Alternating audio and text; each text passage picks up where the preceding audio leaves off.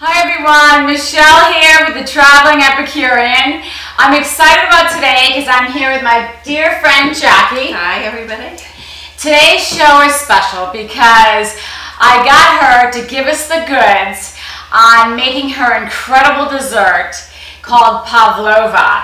It's really very simple. It's really delicious. She's been making it since she's 11 years old with her friend's mom. Yes. Back in Ireland, yeah, right? Yeah. And it's amazing. It's a layer of meringue, whipped cream, and fresh fruit. It's absolutely delicious. You're gonna love this. So Jacqui, what do we need to get this going? Okay, so this is what we're gonna need for your pavlova, Jacqui. Okay, so we're gonna need 5 egg whites. Okay, and we're gonna separate those, right? Yeah, 5 egg whites.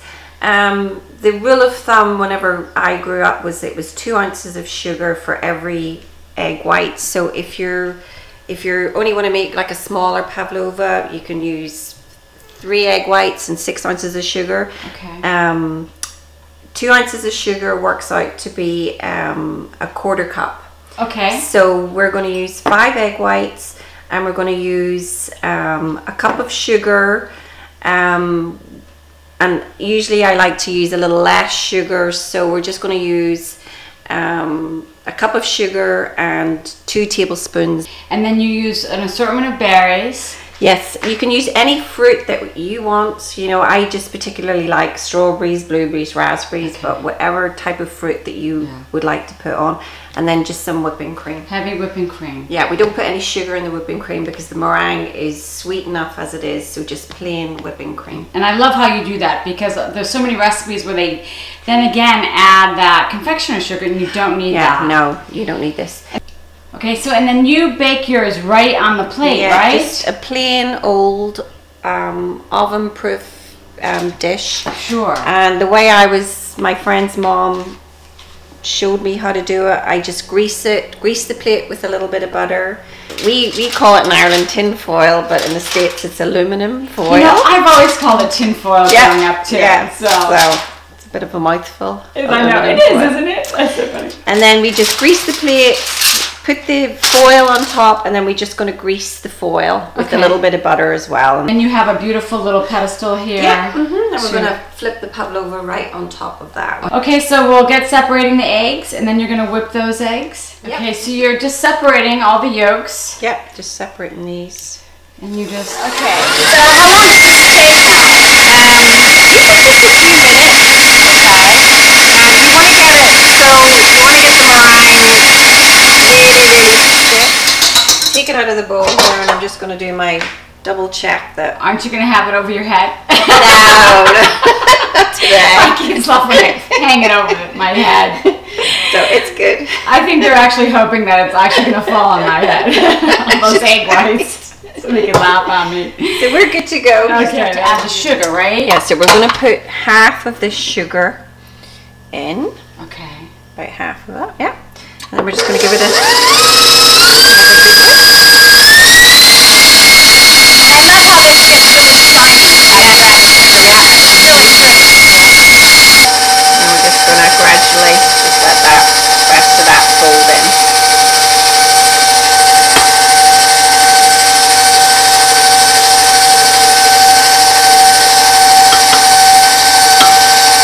Now, you know, and you really don't need all those extra steps. No, everybody always says, no, it's not going on a custard or meringue. No, you'll see meringue pie. You'll see a lot of recipes out there which add vinegar and cream of tartar, cornstarch. You don't need, this is just, you don't need any of that. You don't need any of that, right? Plain old egg whites and sugar. Absolutely. All natural. Because it won't leak because there's just no moisture underneath it. No. Okay. That looks beautiful, Jacqui. Look how shiny that is. Yeah. And we're going to take the whisk out. Look how pretty. I'm going to show you how shiny that is. Really, really nice. Whisked in the sugar, we folded in the rest of the sugar, and then we're just going to pour the mixture onto this. And then you buttered that a little bit, right? Yeah, I just put the tin foil, just grease the tin foil a little bit, and we're just going to pour this right onto it. I love how you do it this way. I guess the way that I've been making it is on the cookie sheet with the parchment. because I don't think I have bakeware plates that I can actually put in the oven. On the oven. You don't need any fancy stuff at all. I'm just gonna scrape the rest of that on, and I usually just put it in a little mound, and that's it. And then do you flatten it out a little bit? No. And then No, usually I just do it in do a few little peaks on it. and does it spread out a little bit when it? It does spread out a little bit, and then after it's cooked, it flattens a little bit too. Yeah. Okay. When it starts to cool, right? It flattens out a little bit. Yeah. Isn't that beautiful? I just love that. Okay. This is going to go straight into your convection oven. I usually do it like three, and usually for about 45 minutes. Okay.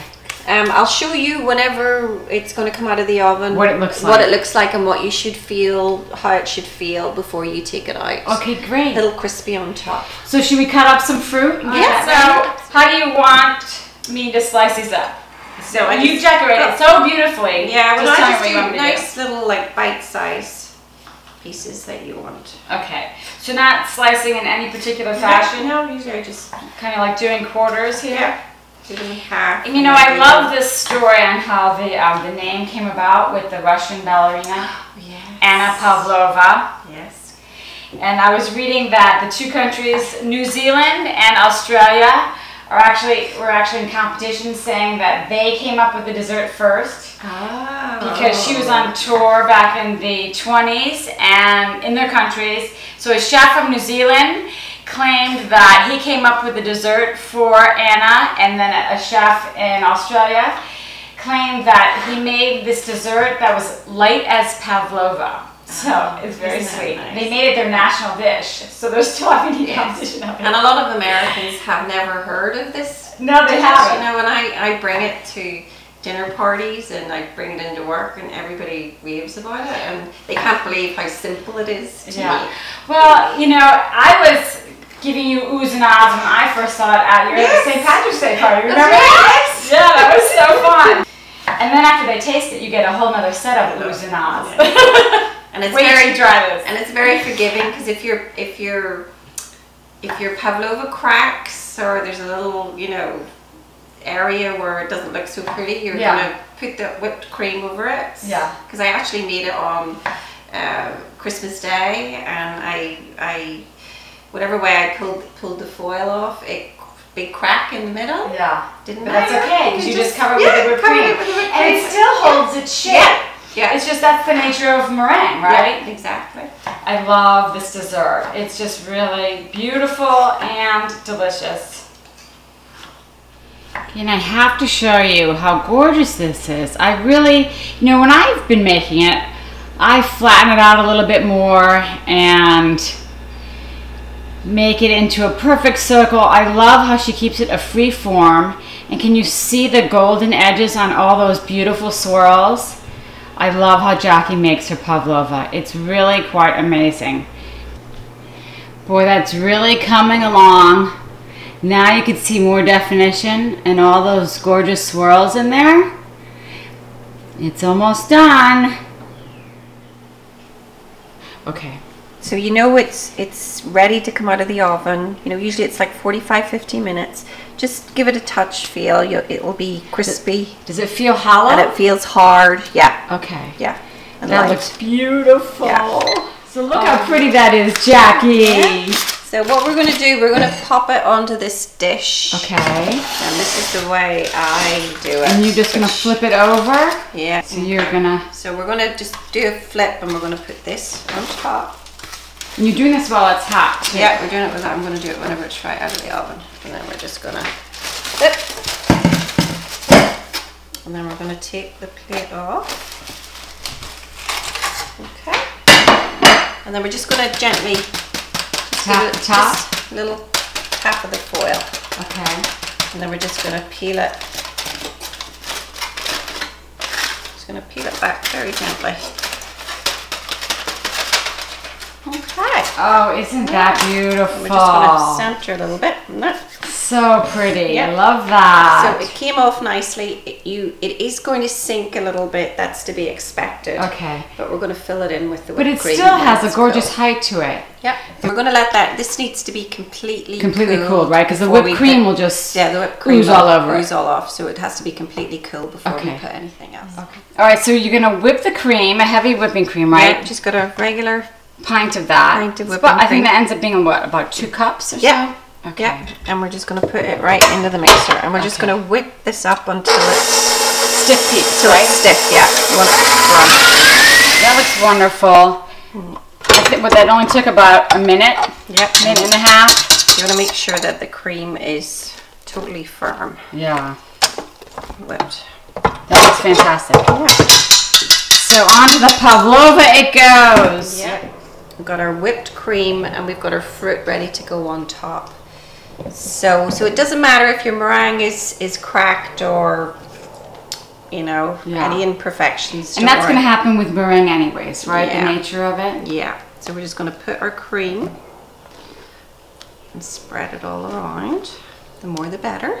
So you just dollop your cream on top, spread it around, and then we're just going to add our fruit. Say any fruit whatsoever, whatever you prefer. Sometimes I even add a little sprinkle of chocolate over as well. Oh, I like that. That's a great idea. I know.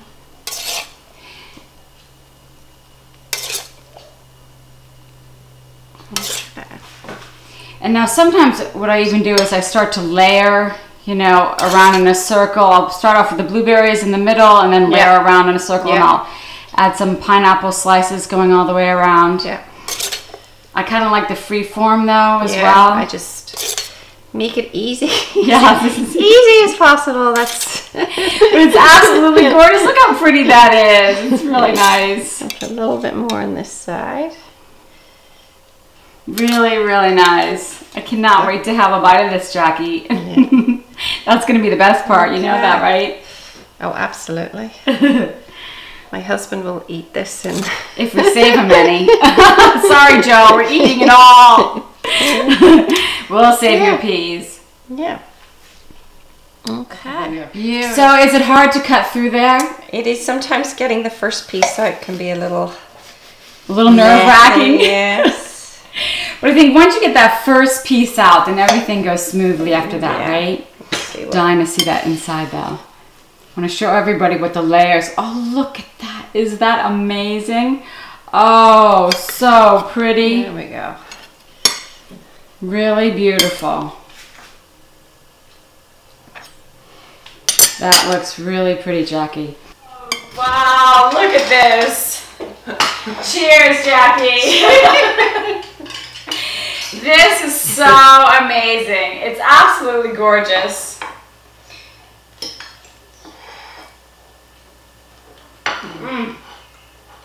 I just love that. Light and delicious. It's light and delicious. Really, really beautiful. You get all the oohs and the ahs. Yeah. Perfect. That is so amazing. Wait till you try this. Thank you for sharing this incredible recipe. And you make it so easy as well. Yeah. Thank you for watching, everyone. You can find this incredible recipe of Jacqui's at thetravelingepicurean.com. Have a really great day. Ciao. Bye.